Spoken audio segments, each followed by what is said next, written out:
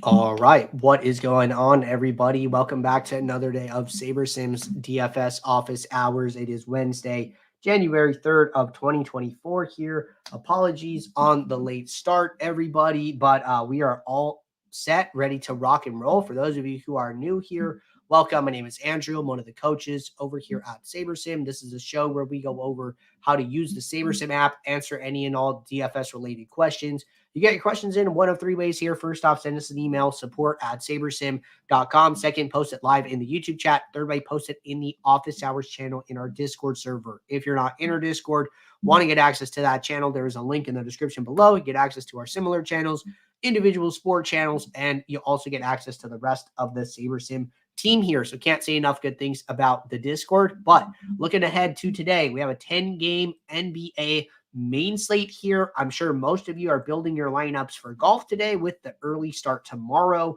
And then we have a 2-game NHL slate. So it should be a fun day of DFS.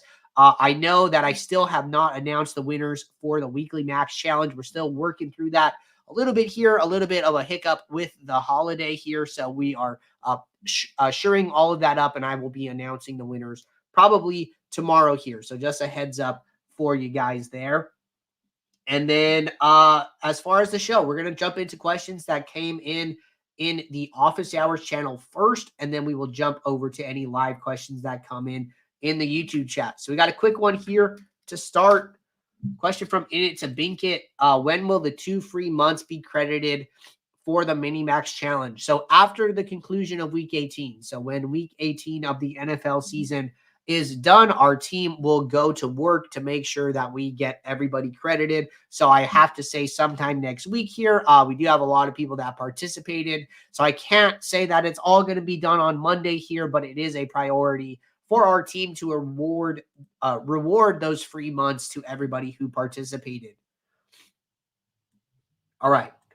Question here with a lot of back and forth. So appreciate you guys engaging in a very good conversation here. So Greyhawk said, how do I avoid this in the future? For the NBA last night, I set a rule that I only wanted one player with less than 10% ownership. It worked just fine at lock at 7 p.m.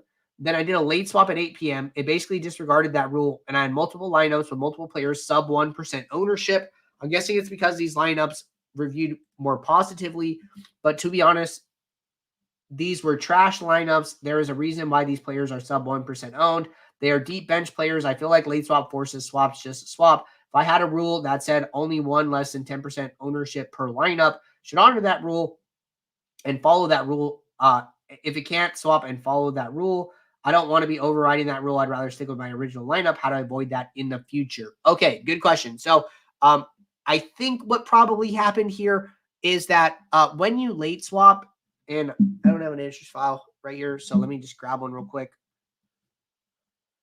So what happens when you late swap is you have two options. You can either clone from the build you're using, or option number 2 is that you can get a fresh build with default settings. So what I think probably happened is that your late swap did not use the clone option and instead used the default option. So I'll show you exactly how that works here. So I grab an entries file. I have a build here.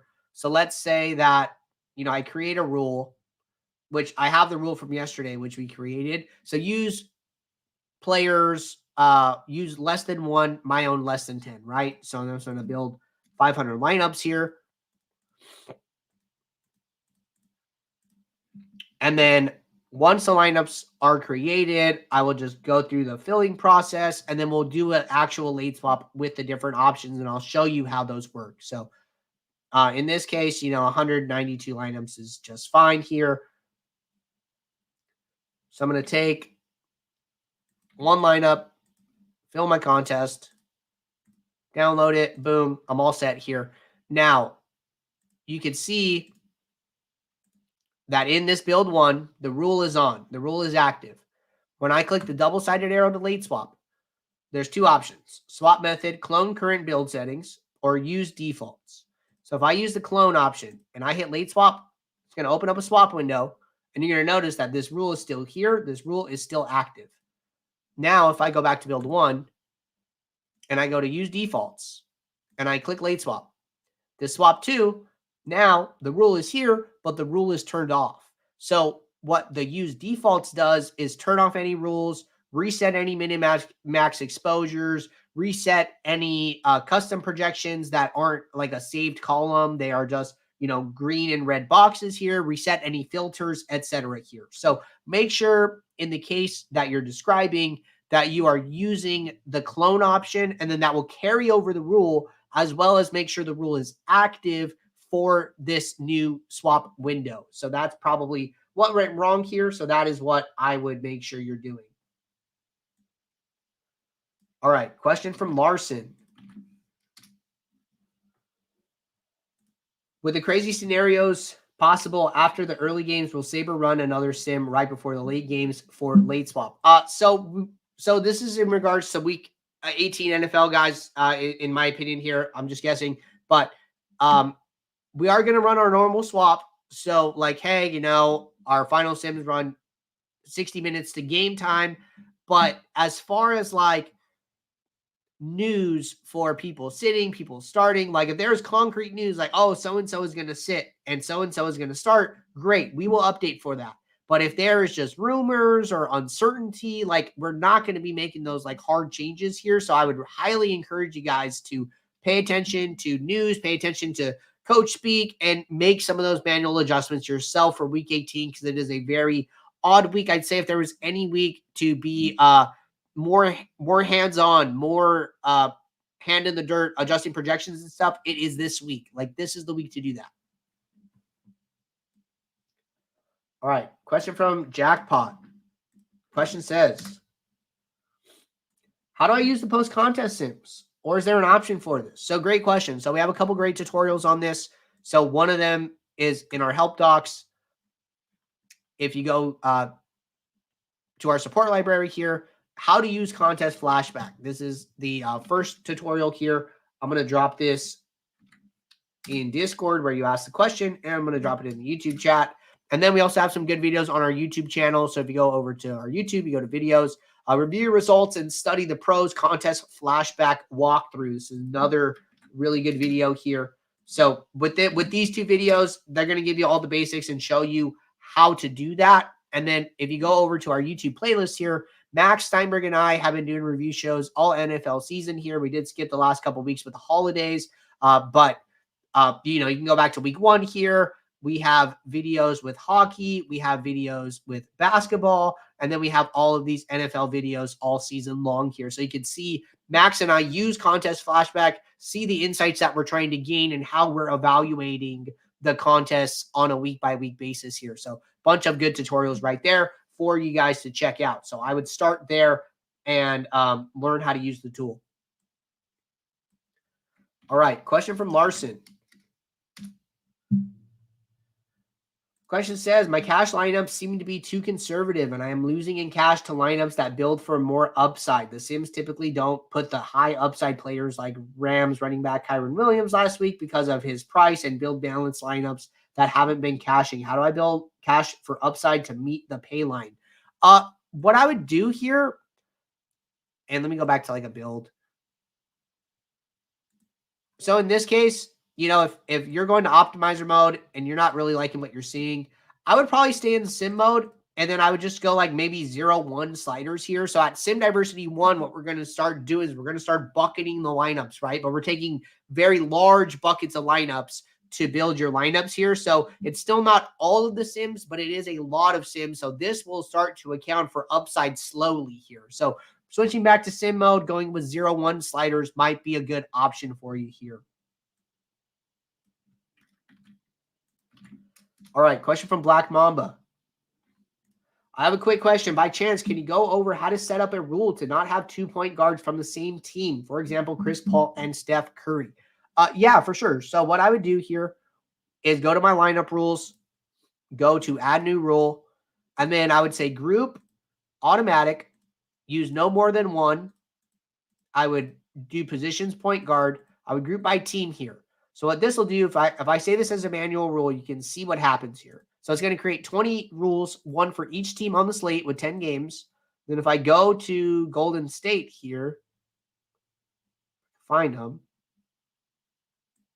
I don't think they're on the slate. It's probably from yesterday. So say I want to pick another team. Indiana, perfect. Boom. So I can open up the rule, and then it's basically creating a group saying use no more than one of Tyrese Halliburton, Andrew Nemhard, and Bruce Brown because they all have point guard eligibility. And this will be on a lineup by lineup basis. So boom, rule looks good. I'm going to save it as an auto rule and be on my way. But that is what the rule would look like. All right. Question from Larson. How will the Sims take into consideration that starter? I think I answered this one. Or no, maybe I did it. How will the Sims take into consideration that starters might not play full minutes in some games that don't matter for their playoff rankings in NFL? Yeah, back to the earlier thing. Like we're not going to take it into account. Honestly, it's too hard. It's too. The news is like flimsy. It may or may not happen because the worst case is that we end up like splitting projections for like quarterbacks, and then you get a backup in your lineup, and then they don't even end up playing, and it just gets super weird. So like, those are risk management questions that you kind of have to ask yourself and decide what you want to do.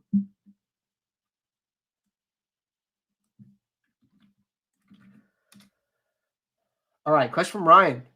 Andrew, you like what DK is doing with the shortening these NBA slates? I think they're trying new things, and I think that innovation is important. I think that, you don't want to just like forget about your product. And I think that, just the fact that they're trying to do something says that they still care about DFS. So I think that's good, all things considered. All right, next question here in the Discord. Question says, how important would you say custom metrics are? It's pretty obvious to me that some of the bigger guys are using external tools and/or custom metrics to generate tourney-winning lineups, and I'm wondering if it's something that I should start to focus on in the off season. Good question. Personally, I don't feel like I'm smart enough to create a custom metric that is better than either Contest Sims or SaberScore, which has been heavily back tested. Like those tools just aren't in my arsenal. So I don't try to mess with them. I feel like I would probably end up hurting myself more than helping. And, there's a concept that Tim Ferriss talks about where it's like, rather than trying to get a little bit better at all the things that you're bad at, just focus on the thing that you're good at. And instead of getting these small incremental progress, you're going to get like exponential, like multiplicative progress by focusing on what you're good at. So rather than trying to shore up all of the things that you're bad at little by little here, focus on what you're good at, and you're going to see your results like skyrocket. So that's something that kind of always sticks in my head here. So like, as far as like trying to figure out custom metrics and like how to make it work, like I don't really think that, that's like the best use of my time. My time is best spent with like a hand in the dirt approach, like trying to find edge through like uncertainty in projections across, different slates and different situations. So it's not something I've like spent a lot of time about. It's not something that I'm actively trying to get better at. I do think it's cool like to learn new skills. I've been learning Python for a while now, and I find that very fun. So that goes like way beyond, just like gambling and DFS. That goes into just like skills that you can take with you into the future here. So like I'm okay with like return on investment in like that sense, but like learning how to like use custom metrics, I don't know, unless you're like good at it. I don't know how much that's gonna like help you in the future, but I'm getting like very, very off track here.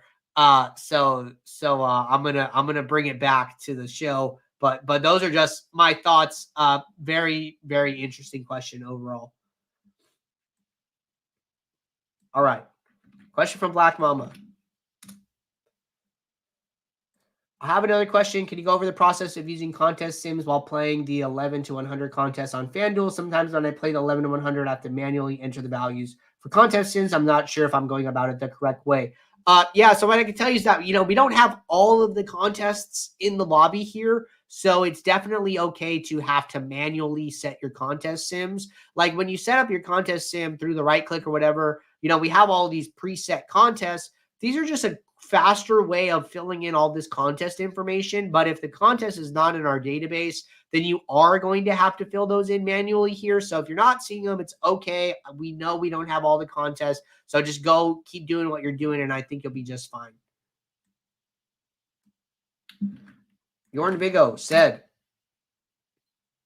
is the Minimax Challenge for OwnersBox still live? Yes, it is, with 1 week to go here. It sure is. All right, question from Victoria. I am on the standard subscription and am limited to a pool of 500 lineups. I play the 25 max every day, AK entrance. Would that pool size be enough if I'm not looking to upgrade to pro?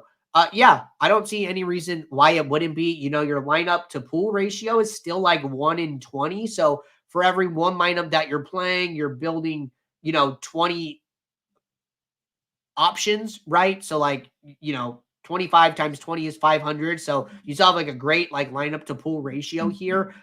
If you felt like it wasn't enough, or like you're playing multiple contests and you're playing like the piggy bank as well, you can always build them separately, right? So like do, your 150 max and then do a second build with your 20 max. And then, maybe that allows you to get some more pool lineups overall by splitting up your contests.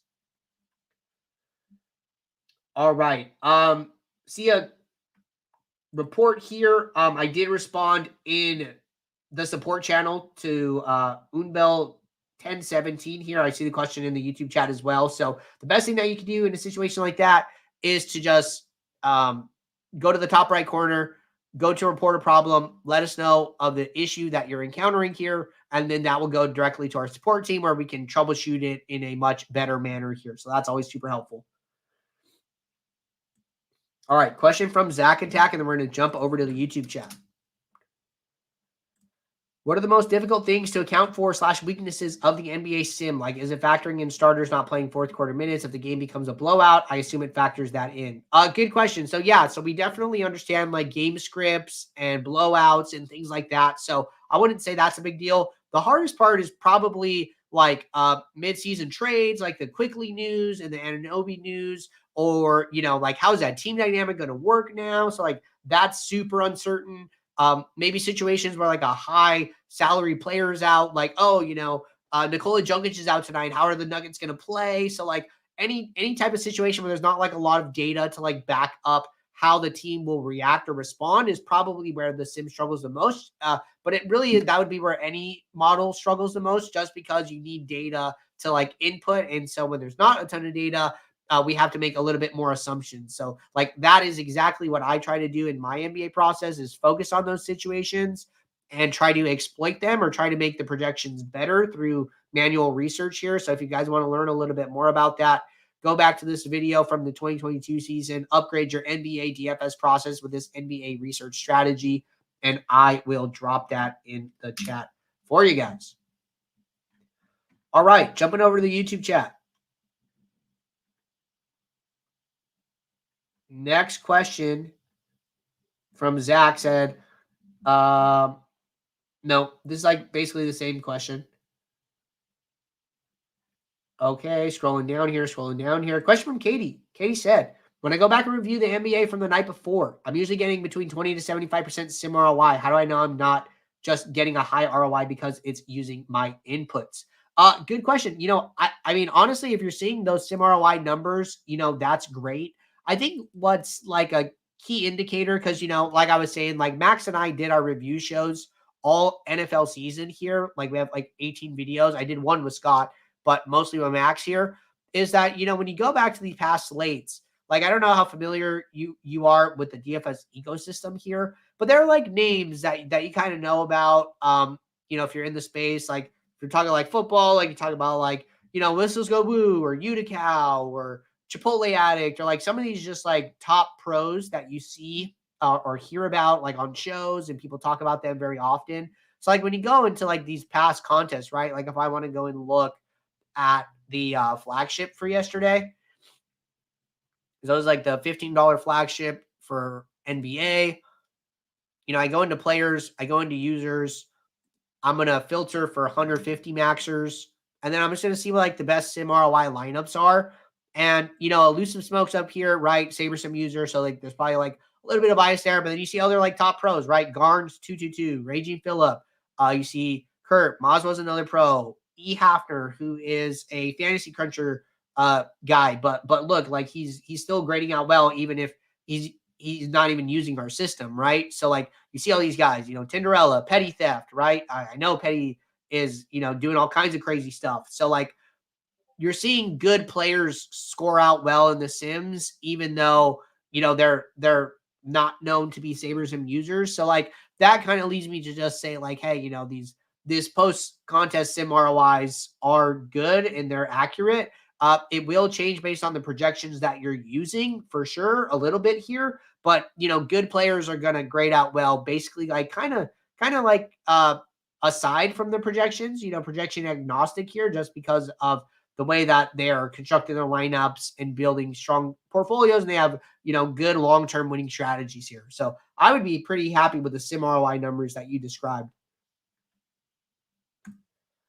Reaver said, what is the OwnersBox challenge? Yeah, that is our mini max challenge for OwnersBox here. So I still have to announce the winners, but we're just a little bit behind there. So, we run a free promotion / giveaway during the NFL season on both DraftKings and OwnersBox here. The links to the pages are in the description of this video here, but you can play the mini max on OwnersBox, play the mini max on DraftKings for the NFL Sunday main slate, get access to weekly rewards, as well as season-long rewards over on DraftKings if you've been playing with us for a while. All you got to do is follow the eligibility requirements down on the bottom of each page. And on the DraftKings page, there is a green Enter the Challenge button, so you can check those out. All right. Last question here at the moment.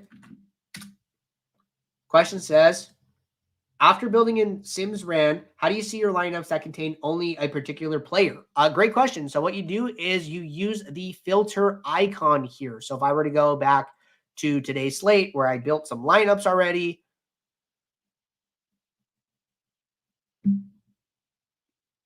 and I have my lineups up here. So like say I only want to see lineups that have Donovan Mitchell. I use this plus magnifier, and then this will pull up all of the lineups with Donovan Mitchell. So in my, I'm only looking at one lineup here, so this number is not going to change, but you're going to see my pool number change, right? So if I match my pool here, so if I have 192 lineups in my pool, I just match the number in my lineups. When I click on somebody here, so Donovan Mitchell again, now it's going to separate the 101 lineups that he is in and only show me those and get rid of those other 91 lineups. And then if I wanted to see lineups without Donovan Mitchell, then I could just use the minus filter here. And then it's going to show me those other 91 lineups that did not have him. So these filters are going to be your way of doing that. But really good question. All right. We are all caught up with questions in both the Discord and the YouTube chat. Appreciate you guys tuning in. Appreciate you guys sticking around here with the late start today. So we will be right back here tomorrow, 2 p.m. Eastern for our Thursday show. So until then, everybody, take care. Good luck. I'll see you all. Thanks. Bye.